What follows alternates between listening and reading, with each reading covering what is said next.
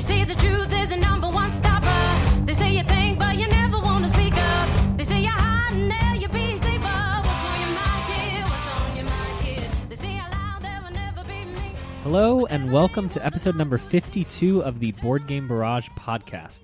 A podcast about board games, card games, and the people who play them. TM. Yeah, I came up with that. My name is Callan, and I'm joined tonight by Mark. Hey. And by my esteemed friend With a golden voice. And dignitary, Neelan. Hello. Wow. There's no going back from that, Neelan. I'm going to do that again. Hello. This is his seventh take of that hello that you just heard.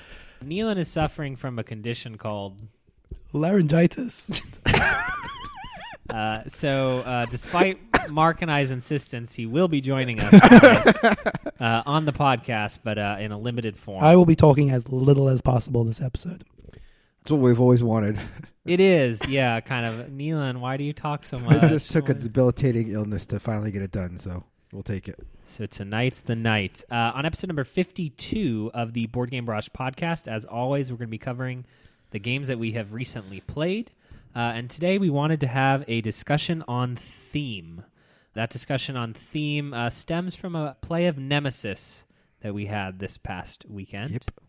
Nemesis being the cool new Kickstarter game. One thing before we jumped into the games we played this week is we just wanted to say that any time you can share the podcast with a friend, it'd be super helpful for us, or give us a review on iTunes or anywhere else that you listen to the podcast. We're so excited with all the feedback and support you've given us. We also have a new Discord channel where you can talk with us anytime you want. So this is a good place to reach Neelan right now because... God knows you don't want to actually talk to him. I Do can not still type. Call Neelan Right. right now. And you can find that at boardgamebarrage.com/Discord. So if you're interested in hanging out and chatting with us in real time, anytime you want, that is boardgamebarrage.com/Discord. Could you want anything more than that, to chat with us anytime in real time? As we promised, we wanted to read out a review that we got in this past week. We got one from WRYCon. WireCon, probably. Awesome podcast / great insight and banter. Very much enjoying this board game pod. Forgot the word cast. The rest of that word there, podcast. Solid, informed commentary on games and mechanics mixed with the right amount of humor and ribbing. Good stuff. I assume the humor and ribbing are mine, and the good commentary on The ribbing games is definitely yours. The humor is probably mine. The good commentary is mine. Yeah, that seems like an equitable. I don't know, WireCon. Maybe you could have clarified this a little better for us. Thank you for the review. But thank you so much for the review, and if you write it, we'll read it out loud, as long as it's nice. No, let's not dare them. So let's jump right into some of the games that we have played recently. I think we want to start with Mark. All right, I played the latest. Well, I don't know if this is the latest because he had a bunch of games out recently, but I played Uwe Rosenberg's Nusfjord, which I'm sure I pronounced perfectly there. This is a game about... What's on the cover of this? I think... A greenhouse? It's like a fishing village, isn't it? Yeah, some sort of like guy with a fish or something. I can't remember. Generic man with fish. Right. It's got that, that Agricola art style. I don't know who the artist is on all of his games, but it's the same sort of style. Agricola. So, yes, this is his latest game. This is about fishing in a Norwegian village during some long ago time, I think, something like that. It's also got an economic side to it, which is unlike a lot of his games insofar as it's got shares. So you Of the fish, right? Shares of the fish? No, shares of fishing companies. You're thinking like you're splitting fish up into shares? I don't know. Just it made sense in my mind. So each player is running a fishing company, and you have 5 shares of your company. And as one of your actions, you can put a share up on the market. And then if another player buys your shares, when you're doing your income, which is fish, your income is mostly fish in this game, you have to pay a fish to anybody who has your share. A share of your fishing company. Suffice it to say that the economic portion of the game is pretty light. You read shares and you think it might have like this crazy stock market thing, and it doesn't at all. It's just another spot to go to, another mechanism, but it's not. If you're looking for an economic game, this is not necessarily it. Anyway, what this does have that's unlike any other Rosenberg game, there's a lot of the standard Rosenberg stuff like gathering resources. You've got the Agricola/Caverna style board where you're building houses. There's no animals aside from the fish, but there's no animals that you have to keep penned up or anything like that. But you do clear forests and gain wood, and you've got sort of the patchwork / Feast for Odin idea of spots on your board that are not covered are -1 point at the end of the game. So you want to put buildings or regrow forests on spots on your board, or you're going to get I actually didn't know that was in this, and suddenly I'm a lot more interested. Yeah. So cool. So it's got that aspect to it. But the biggest thing that makes it unique is, and this is something I think you like, Kellen, is that it is very much about building combos. It's about building not innovation-style crazy combos, but crazier than your typical Eurogame combos. So what that comes from is two places. There are what are called elders in the game that you can bring aboard to your village, and they will give you game-cheating abilities.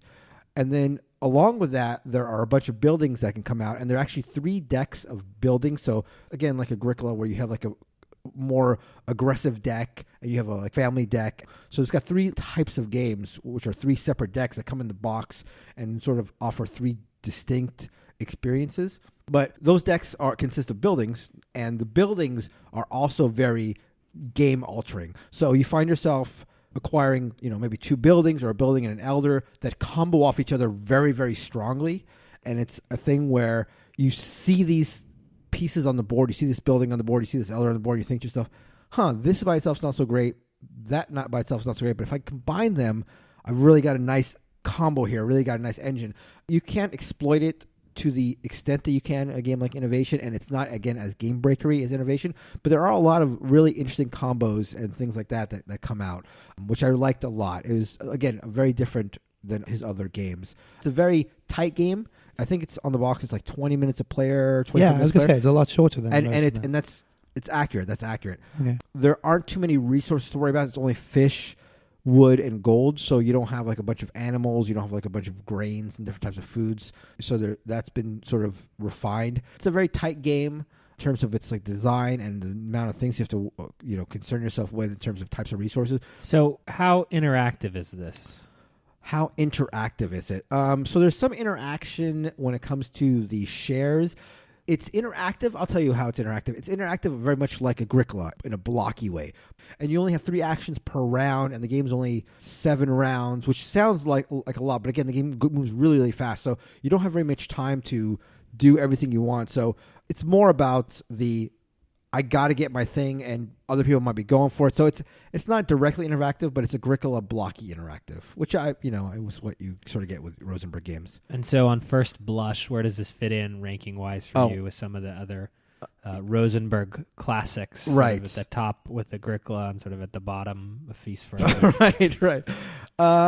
It's pretty high. I really like how quick it is. And so it punched above its weight, so to speak. Yeah, exactly. Yeah, a lot of bang in a small in a 1 hour, 20 exactly. minute game. Yeah, and it felt unique enough. Like it had the Rosenberg flavor to it that you like, the very tight design, very like the resourcing and the stuff, and just a lot of the hallmarks of Rosenberg games that make you feel comfortable and like what you're talking about. But I feel like Rosenberg, you have like categories. You have like the Agricola Cavernum thing. You have like the patchwork Autumn Breeze or whatever, the Cottage Garden, like all those Tetris sort of games.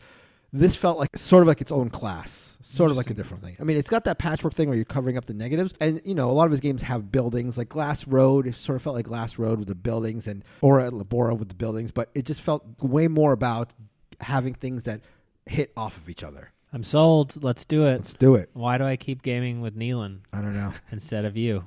That's the question I keep asking myself. And that is Nusfjord from Uwe Rosenberg.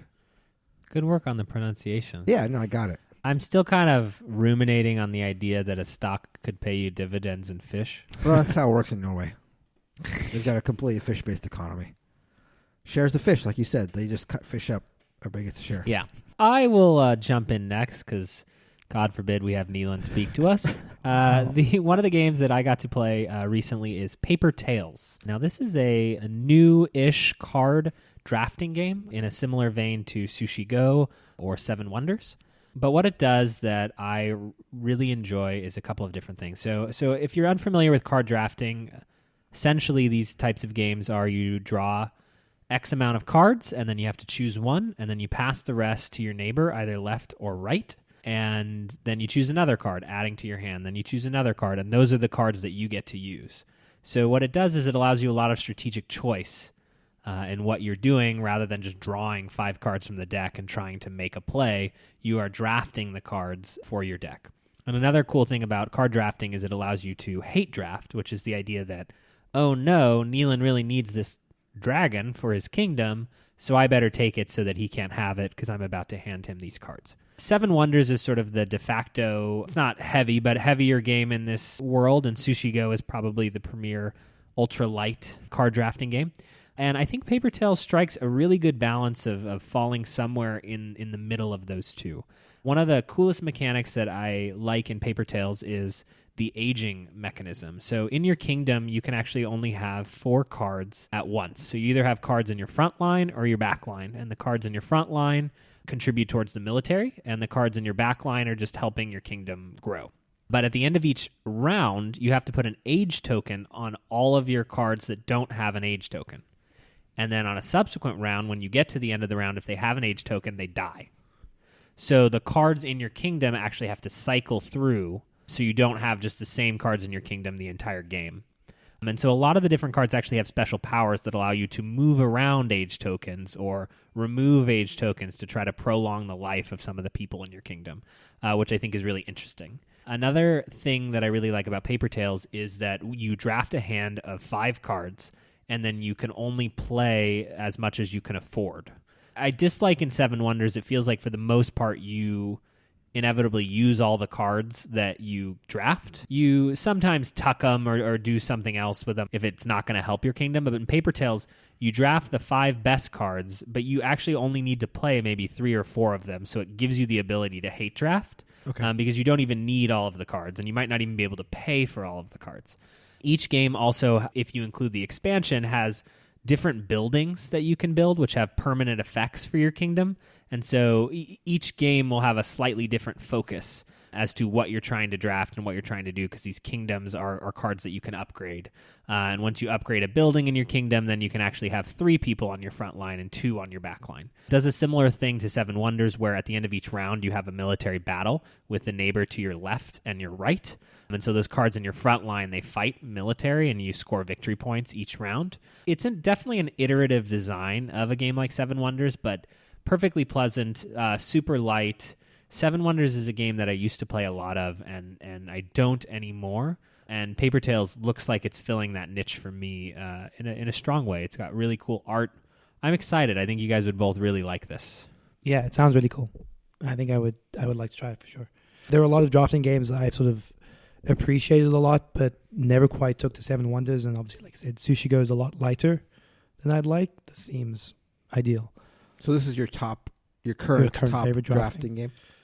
I would say so. I mean, I think Blood Rage, right, is a fantastic game. Right. But, well, Neelan would disagree, but Neelan can't talk today. So well, yeah, I mean, like Inish would probably be mine, but this is a very different thing, right? Like, right, it's pure a more drafting pure game. card drafting than Inish or Blood Rage. Right. Yeah. But in that genre, definitely. Sushi Go leaves me feeling a little cold unless I'm playing with coworkers, essentially. Right. Yeah. And Seven Wonders, I think Seven Wonders died for me, and so it's not a fault of the game. Sure. It's like when you have 7 players, everyone's like, what could we play? And I'm like, let's play the Resistance. And they're like, no, why don't we play Seven Wonders? Because there's 7 of us. And Seven Wonders at 7 is not a pleasant experience, in my opinion. You spend a lot of time watching someone on the other side of the table get all the science cards, and there's nothing you can do to stop him because you can't actually hate draft away from him. But I digress. Yes, Paper Tales. There's also Fairy Tale, which I think is a really good card drafting. I think it's a Japanese game that's good. But I think Paper Tales, there was a lot of possibilities in it. And like I said, getting to draft 5 cards, but knowing that I didn't need all of them, made it so when the cool cards came to me, I could draft it sort of thinking about the possibility of it, and then not play it, and it wasn't the end of the world because I had taken it from someone else. Right. And I thought that was really unique and interesting. This is definitely one we should try. Cool. I'm always on the lookout for that filler plus territory that actually has something going on that I'm excited about. And the expansion is a plus. It helps. The expansion definitely helps. I think it adds a 6th and 7th player, Okay. as well as adding that variability to what buildings are available in each game, which I think would likely become essential. I won't say it's essential for me right now, having only played the game a few times. Sure. And that is Paper Tales from Stronghold Games. Today's feature topic comes to us after a recent play of the Kickstarter hotness, Nemesis. Nemesis. Wow. No one is ever going to be able to top that, Neil. That's right. It's amazing the lengths you go to for your art, man. Nemesis, for those who don't know, is a thematic board game experience that is designed to replicate the movie Alien or Aliens. You'll not find it anywhere on their Kickstarter page, but it's literally an Alien ripoff. So in this game, you are a series of members of a crew who is on a spaceship that's not working anymore, and it's not working because, surprise, there are aliens. And those aliens want to get inside you.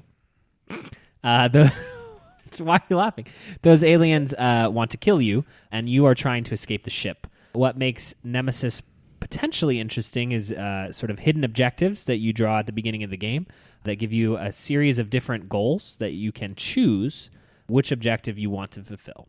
So the reason that we're talking about Nemesis and theme today is because of how excited all of us were at the beginning of this game of Nemesis. As Neelan began the 1-hour rules explanation for Nemesis, you could do anything that you could do in the movie Alien. You know, we had a soldier, we had a medic, a computer specialist, dozens of different rooms to visit, you know, engines that you needed to repair, aliens that needed to be killed. Aliens that could jump inside you, or you could... Alien eggs that you had to carry around. Right. A queen. Mm-hmm. Different types of weapons that you could have, you know, melee combat, ammo for your assault rifle, and everyone had a deck of cards that gave them all their special abilities that they were able to do each turn. It just had everything, and we were giddy with the excitement of just getting to get in there, you know, and there's this tension, right, because you don't know what everyone else's agenda is. So I won't bury the lead here. I won the game. Well, you both. Well, I won the game too. Well, but... Who won it first? Is that what you're going to say? Yeah, I mean, so one of my objectives was to make sure that Mark didn't live to the end of the game. Right. So this was a perfect objective for me to have pulled. This ended up being the best objective to have in this game by far because Mark is horrible at thematic games. I'm horrible at random card draws. So in this game of Nemesis, there is a tension, right? Because you don't know, you're at the middle of this ship. Every room that you can get to is covered up, and you don't know where you're going. And the aliens are always near, always lurking. And we don't know what everyone is trying to do. Some of my objectives were positive, like get the crew to Earth. And some of mine were negative, get the crew to Mars, which I'm pretty sure means everyone else would die. Right. And you had to, about 20% of the way through the game, choose one of those objectives. So there's this rich tension and excitement that we all had as we started this game.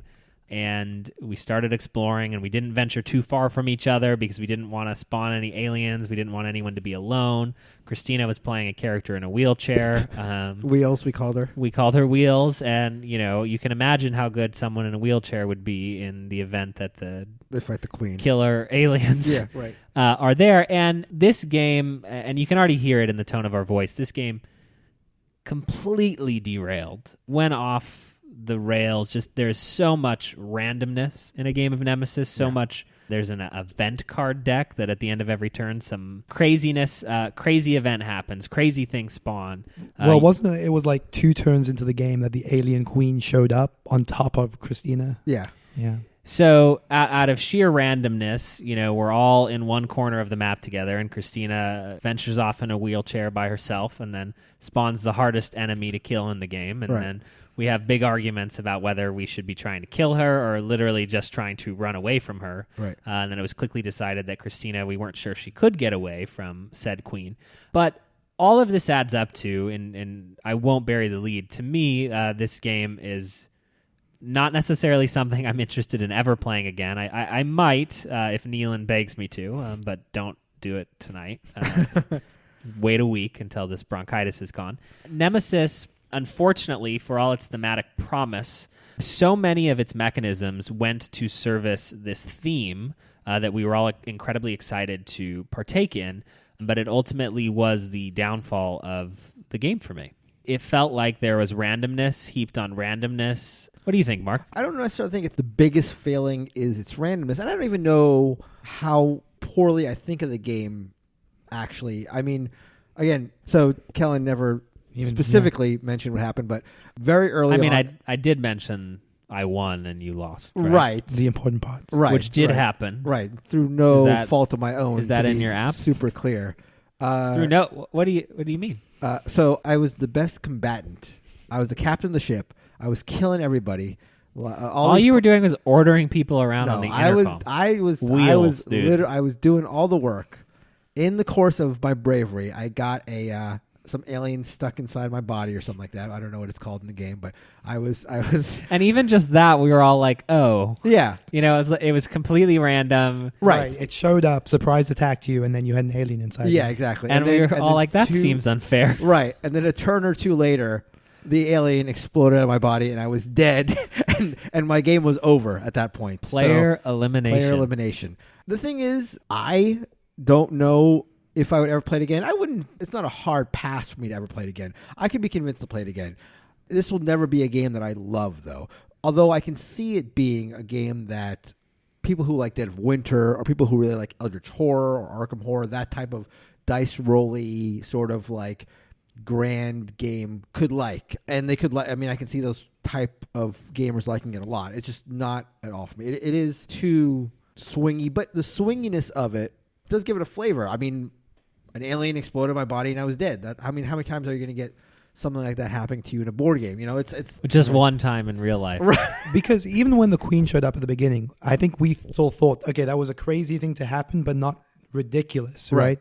I want to stress that we had a very weird first game of this. Right. And by the nature of these sorts of games, not every game is going to be that bad. And also, we probably didn't play it the way we should have played it. The fact that we were all staying in a group felt like, in retrospect, not the way to play it. We realized halfway through that sticking together was really was bad. A mistake. Yeah, right. We were generating a lot of noise, which triggered the aliens. And a hallmark of these types of games, like Dead of Winter and Eldritch Horror, and these types of games that just aren't for me, and is a reason that I don't really like them, is the fiddliness of it from a both component and a rules aspect. And as Kellen mentioned, like the rules explanation for this game is like an hour long, and there's just so many things that can happen. A room can malfunction, a room can catch fire, fire can spread. You got noise markers, you got infection cards, you have an infection checker, you've got all these things that you have to take care of. There was a lot of consulting the rule book. Can I do this? Wait, what does this rule mean? There's just a lot of rules grit that I felt like just made it a little too convoluted of a game. It is not streamlined. This is like the anti-streamlined game. Right? Well, I think it goes even farther than that, right? And this reminds me of one of my favorite video game companies, Nintendo. Nemesis, and I don't know, so we're in speculation land. Nemesis was not built from a mechanism into a board game. It was built from a theme into an experience, into a board game experience. There is not one mechanism in Nemesis that I was excited on its own to say, wow, that's clever, wow, that's interesting, or wow, I'm excited about that. And to me, that stands in stark contrast to a company like Nintendo, who literally built Mario around how fun it would be to jump. So they developed the jumping mechanism and the physics of that, and then built a stupid story around it that no one really cares about, but has developed into what is its theme. So Nintendo is very frequently talks about how they build even their newest shooter game, Splatoon. They built it from how cool would it be to swim through paint, and then they built a game around some simple mechanism that feels fun. And I would argue that it seems like Nemesis was built from a perspective of, wow, wouldn't it be cool to have Alien the movie as a board game? And then the mechanisms sort of came from that. And that's not to say that it doesn't have some cool mechanisms. And to be clear, I don't think this means there are no good mechanisms in Nemesis. Right. Yeah. No, but I agree with you. Like, I think every mechanism is quite basic. There's nothing that felt like a clever system. I mean, I will say I did like the card system. I mean, so each character has their own deck of cards, and the thing I like about it is the more powerful actions required you to, in addition to using the card to use the action, burn a number of cards based on the strength of the action. So I can't think of any specific examples here, but I think Kellen's character had something where you could fire all your weapon, like auto fire. Full auto. That was cool. So he had to play that card and then also play, I don't know if it was 1 or 2 other cards. And your turn lasts as long as you have cards in your hand. So that forces you, if you want to take a big action, to burn a lot of cards. And that was interesting. Yeah, you're right. That is actually cool. Yeah.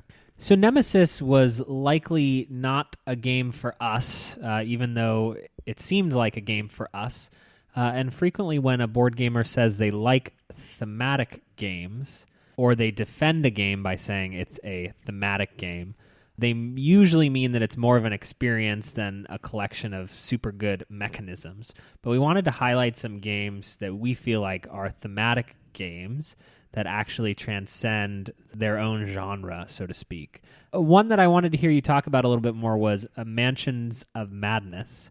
Second edition, and how the mechanisms and the theme together create sort of an experience that you can't get enough of. Yeah, the mechanisms in Mansions of Madness are still sort of clunky. There's a lot going on. It is fiddly. It's certainly not as fiddly as Nemesis is, but it is, and you've given me flack for this, but it is really well served with the app. The app does manage a lot of that fiddliness really well, and again, very intuitively, and that's lessens that negative aspect of it. Like in Eldritch Horror games, you've got all these little cards and all these little items, stuff like that, all these little different stacks of cards, but it's all very well managed through the app in a way that you don't feel like you're overwhelmed by rules, and all the conflict resolution, all that stuff is handled on the app really, really well. So, well, it's funny because I've been a negative Nancy about the app, but then I think about a game like Nemesis, and there's sort of this danger state, and there's noise and noise tokens, and what does that spawn? And then you pick something out of the bag. Yeah. And if I could just shove all that in the corner and have the game do that, then I don't have to think about it. Wow. It's actually frightening thinking about how much of that game you could trim down with a good app. Right. So that's what you find, in my opinion, with Mansions of Madness 2nd Edition. Plus, in addition to being a great app with everything intuitive, there's no like long how to use this app thing because you just know where everything is.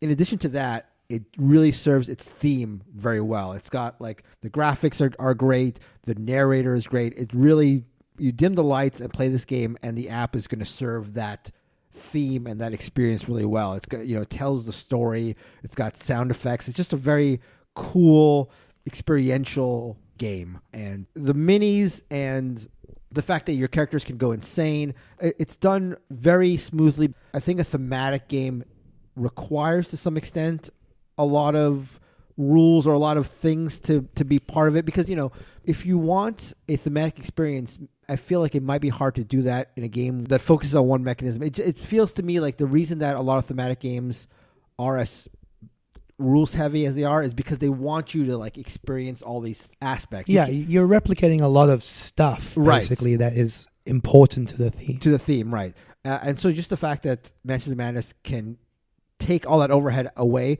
but still give you all this. Mansions of Madness has a bunch of weapons. It has this you can go insane thing. It has all these monsters. It has these dice rolls.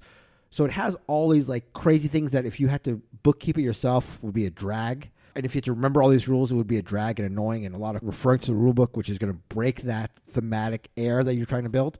What you're left with is the cooler aspects of a thematic game. Again, I'm not into thematic games, but I love Mansions of Madness 2nd Edition because it does thematic in a way that's, you just sort of dive right in. You don't have to worry about a 45-minute rules explanation or what this dice means in this situation or all that stuff. Yeah, a thematic game is willing to keep edge cases and exceptions to rules and little bits of this or that for the theme that it brings. Right. Where, you look on the other side and a Euro game will strip out suddenly you're getting shares of fishes and you don't know why, but Right. it serves the game better, even though it doesn't perhaps make as much thematic sense. Right. Like, what does a fish smoker building, like, how could you evoke that in a Euro game, or like a logging room cabin? Like, you're not going to really evoke that in a tight Euro. Another great example of a thematic game that I love is Nothing Personal. So this is a mafia-themed game that was actually designed by Tom Vassell and Steve Avery, I believe. And Nothing Personal is an area control-ish negotiation game where your mafia family is trying to become the capo, or even there might be something above the capo. I'm not super familiar with crime families. Or so you claim. I hope no one is. But what's so cool about this game is that feeling you get at the beginning when you start hearing about how you can essentially murder the other opponents, or each position on this track has a different job. And as you ascend the hierarchy of the mob, you're getting more and more power till you become in charge, and you've got this ring that you're wearing, and you can basically decide, you get to break ties and do other different fun things. And it just makes you smile. Right. That thematic tie feels similar to what we've talked about with Archipelago when you control the town. It's just this moment of, can I mine the resources in this town, sir? And absolutely not, you can't. Right. And that somehow goes beyond the normal board game mechanisms to really feel like something that engages you in its theme. Gloomhaven is a game I've spoken about at length. The way that game evokes different monsters and abilities, and through simple card system. I mean, it's at the expense of fiddliness, like you were describing, that Mansions of Madness maybe doesn't have. Yeah. But I've waxed lyrical about Gloomhaven 2 episodes back, so check that out. Netrunner, another game I think that sort of evokes theme where it doesn't need to. Like, the card set rules could exist without the theme, but feeling like you're in a cyberpunk world is part of what makes Netrunner shine for me. And that for Netrunner, that comes primarily from the theme and the artwork, or it's the way the mechanics tie into the feel of hacking. Like you're literally like running on cards that are firewalls. It just, you feel like you're circumventing rules. It's a very strong tie between mechanics and theme. Gotcha. Yeah. One of the things I find interesting is some of the most popular thematic games are actually based on other IPs. War of the Ring is a super popular game. Star Wars Rebellion is incredibly popular. Battlestar Galactica, I think, is no longer as popular as it once was, but they have this built-in community around them who gravitates towards the games. And my impression is always that the game can't be as good. Once you get rid of the Star Wars hype, how good can the game be? If it's a 9 out of 10, then that actually means it's a 5 out of 10 because of the Star Wars fanboys who've jumped in there. And that's not always the case, certainly, and I've not played Star Wars Rebellion or War of the Ring, but I'm not jumping at the bit to do so because I don't necessarily have the love for that lore or universe. Yeah, I certainly don't know anyone that loves Battlestar Galactica that wasn't also a fan of the show. You've been beating the anti-Battlestar Galactica drum for a long time, Neelan. What? I just said I like Battlestar. I didn't say that, but I like Battlestar Galactica, and I didn't like the shows. That's the opposite of what I just said. I like the show. Neelan loves Battlestar Galactica, particularly Season 4. Yep. And anything else he says will be edited out because we don't want to hear what you have to say, bro. Another thematic experience that we wanted to talk about was Captain Sonar. We've talked about this in the past, but I think this one really stresses me out. Me where too. You're playing a 4v4 and you're on a submarine together.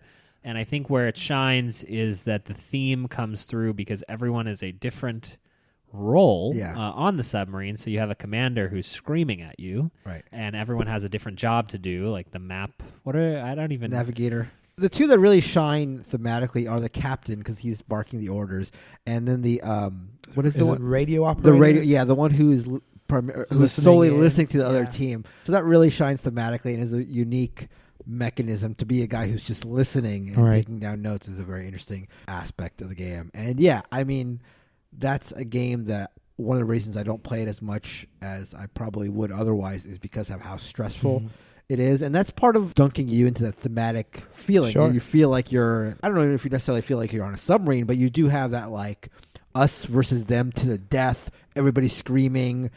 Let's try to get any edge we can on these guys sitting across from us on the table. There's like a team versus team feeling to it. And just like putting you in the role of one specific crew member, like you feel like everyone is worried about you doing a specific like, thing I can't because that's your role. Yes, right. Yeah, exactly. One thing that Neelan brought up earlier, and I'm just going to lend my voice to what he Literally. mentioned. Right, and I agree with him wholeheartedly, actually, is Betrayal on House of the Hill. That's a game that's basically all theme, and it falls apart quite a bit. It's notorious for, when the haunts come out, which is the turning point in the game where it becomes mostly a one versus the rest of the, one person is the victim of the haunt or becomes the one character that everybody's at that point trying to defeat. And it's well-worn territory that a lot of times that when that happens, the game becomes broken because of just how the tiles have fallen. But Neelan said this earlier, and I agree with him. Despite the fact that the game ends up being broken a lot of the times, it still sort of works because of how thematic it is. It does feel to me like Scooby-Doo the board game. Right. Just these crazy, like entering a haunted mansion. All of a sudden somebody gets possessed by the devil or something. Or all of a sudden somebody becomes like the king of these like birds or something. And all of a sudden these bird tokens come out that you didn't even know were in the box. Again, not a great game, but... Right. Mechanically kind of busted. Right. But so thematic. And when the haunt works, it's really fun. It's really cool. Yeah. I think one of the questions that I want to end on is just, I've sort of painted the picture where on one end you have these thematic games, and on the other end you have dry Euro spreadsheet simulators, for lack of reusing the same joke that I just reuse over and over again. Right. A thematic game can have good mechanisms in it, but it frequently does not. Right? Right. I would say that's true. It's not as much of a sliding scale from one to the other as it is just is this game thematic or not sort of checkbox. Right. I wonder, though, I'm just wondering out loud, what is a very good thematic game that is fairly pure in terms of its mechanisms, that doesn't have a lot of bit stuff going on? I don't know. I'm going to say the Resistance, but that's not especially strong. I think that would fall under the theme that you give to it, sort of. Yeah. I mean, it's not the theme that's necessarily inherent. Avalon? I want to be the lady of the lake. No, but I mean, even, that game... No, I see what you're saying. The theme is the tension between players that exists because one player is the bad guy. Right. Not because... But this undercurrent of there are bad guys among us, I think... conveys. That's true. Yeah, I mean, I'm not going to argue at all that Resistance isn't thematic, but in terms of like a more traditional non-social deduction, where it's less about the player interaction and more about what the game gives you. What is a very good thematic game that is not, to some extent, maybe fiddly? It's not like, what is can we name a really good thematic game that has few mechanisms? I mean, I would say most people would say Gloomhaven is the best thematic game of all time. It may not be the most thematic, but in terms of a game that you would classify as thematic, Gloomhaven is probably number one. But that's a fiddly game. Yeah. We haven't really spoken about it yet, and I haven't played it, but you guys were talking about the Grizzled? Yeah, a game like the Grizzled, a game like Freedom of the Underground Railroad is not very fiddly, but I feel like the theme there is different. Okay. That's interesting. I mean, maybe those are the answers. Maybe the answers are games like the Grizzled and Freedom of the Underground Railroad. I'm trying to think of other games. I guess Burgle Brothers is a game that's not too fiddly. There's a little fiddle there. I just think it feels to me that if you're going to make a game that is thematic, it probably needs some fiddliness because you're trying to evoke all these aspects of the theme. I don't know. It's something to think about. Do you have any examples of games that evoke a great theme but have super simple rule sets besides chess, obviously? Send them in. We'd be interested in to hear Exploring what you that. guys think. How much theme can you pack into a super limited rule set? Yeah. Because God knows that the Doctor does not have any thematic games. Actually, I saw someone in preparation for this sort of defending Tigris and Euphrates as a super thematic game, and I just almost lost it. Right. I mean, there's as much theme in Tigris and Euphrates as you want to lend to it. You know what I mean? It's not, I don't think it's on its own thematic, but you can make any game thematic if you want to force it. Yell at each other? Yeah, sure. Which we frequently do. That's right. So we want to end with one thematic game that we are super excited to play. And for me, that game is Dune. So this is I think a game from the 70s that was made by the same designers as the designers of Cosmic Encounter. And Dune is a property that I have a lot of love for, and I'm currently trying to whip the boys into a book club. We've been whipped. We're doing this. Yeah. Yeah, we've got a Dune book club going. We've been talking about the pronunciation of the various characters before we got on the air here, but I will save you from Neelan trying to say Harkonnen. Ben Gesserit's. It's actually Benny. God. So I am super excited. Dune is a 6-player only, or you can play with other players, but multiplayer conflict game for control of the planet Arrakis. And it's a conflict-driven game that has been remade by Fantasy Flight in the form of Rex, but no one wants to play it because everyone prefers the Dune theme. So the Rex theme is actually the same universe as Twilight Imperium, but no one cares about that. And so literally people spend hundreds of dollars doing print-and-play versions of Dune. People like you. Oh, that's unfair. Unfair but accurate. That's a bit harsh, dude. So that is a thematic game that we are looking forward to trying. Thanks so much for joining us on this 52nd episode of the Board Game Barrage podcast. If this episode was a little better than you're used to, that's probably because Neelan couldn't talk very much. Yeah. So you won't, unfortunately, Enjoy it while you can. enjoy it while you can, because the doctors have given him medicine. All right. And next week I'm back hosting in full force. So, What drugs are you on, bro? all of them. Adult aspirin? Yep. If you guys want to chat with us, once again, go to boardgamebarrage.com/discord. You can hang out and talk to us. We are starting to prepare for Strategicon. Yeah, it looks like we're going to have a couple games that we're going to be playing with some of the listeners, some local LA-based listeners. Should be fun. Right? Fun. Fun. Oh, yeah, fun. That's a keyword. If a game isn't fun, don't play it. Right. Red Tank. TM. TM. Thanks, as always, to Heart Society Music for letting us use their fantastic song, What's on Your Mind, Kid, from their album, Wake the Queens. You can find their music at heartsocietymusic.com. Thanks so much for joining us. See ya. Bye. Bye.